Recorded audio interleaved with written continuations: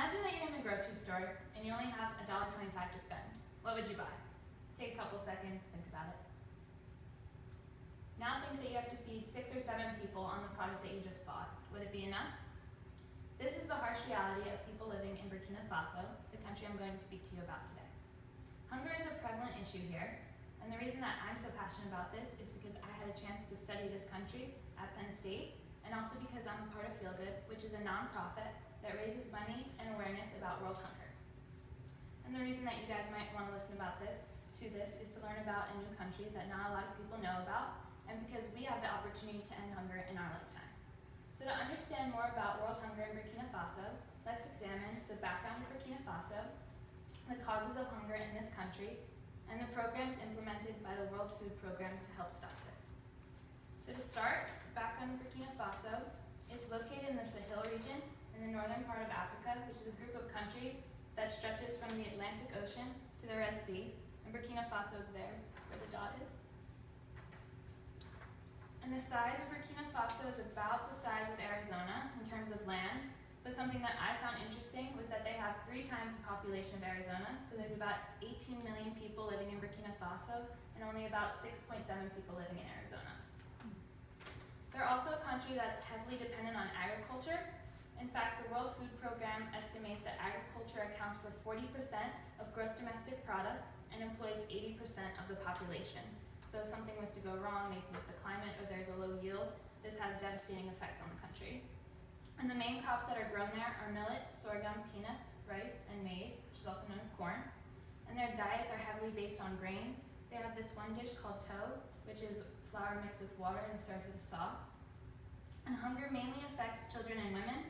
And according to a Smart Nutrition survey taken in 2015, about 10.4% of the population suffers from acute malnutrition, and 30.2% suffer from chronic malnutrition. So obviously this is a huge issue. And now that you know a little bit more about this country, let's examine the origins of hunger here. So the first one is an unstable climate. Burkina Faso experiences many floods and droughts, and the worst one occurred in 2011.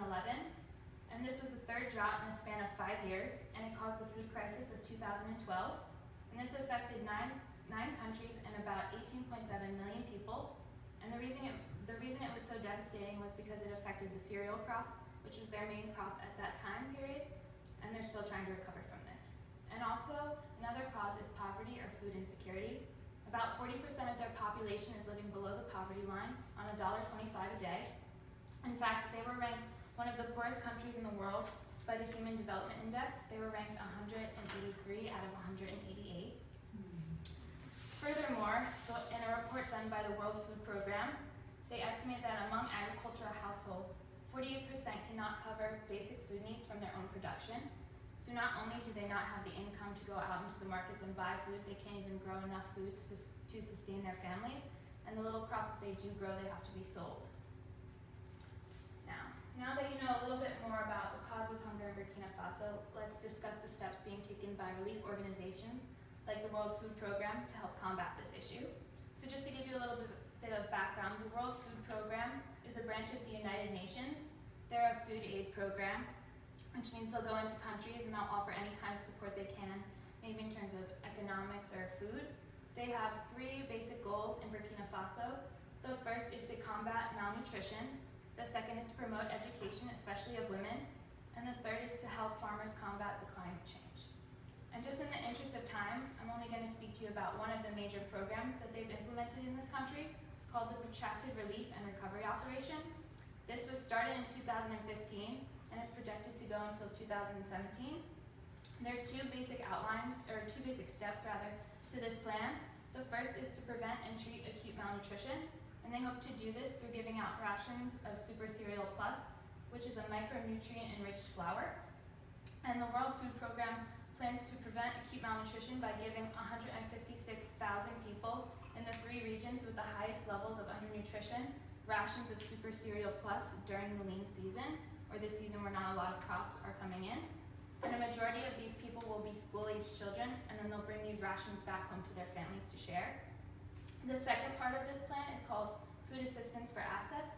So the World Food Program doesn't want people in Burkina Faso to become dependent on them for a direct food supply.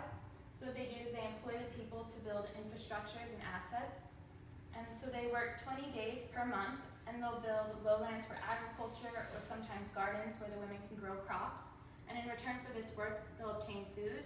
And then once the World Food Program knows that they have a steady income from these infrastructures and these assets, they'll pull out of the countries.